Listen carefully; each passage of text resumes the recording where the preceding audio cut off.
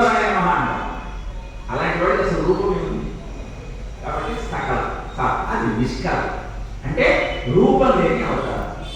అదే లింగంగా ఆవిర్భవించి అంతటా నేనే అన్న సత్యాన్ని తెలియదు. మరి సకల రూపం ఎందుకు వచ్చింది? కరచరణాలతో ఉన్న రూపం ఎందుకు వచ్చింది? భక్తుడు అడిగాడు, ఏమని? నన్ను కరుణించమన్నాడు. కరుణించడానికి ఏదో రూపంలో రావాలా, అందుకే దాన్ని అవతారము అంటారు. తార అంటే పైనుంచి అలాంటి దిగాడు. ఏ రూపము లేని భగవంతుడు ఎంత కరుణాసముద్రుడు అంటే భక్తుడు అడిగినప్పుడు వాడికి ఇష్టమైన రూపంలో దర్శనమిస్తాడు. ఆ లీలాశివుడు ముందు రామావతారంలో వచ్చాడండి.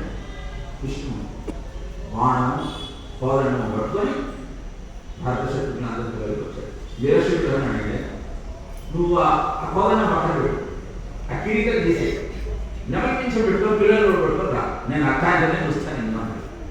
కృష్ణ కర్ణామృతంలో చెప్తాడు. ఎందుకు? ఆ రూపం అంటే ఇష్టం.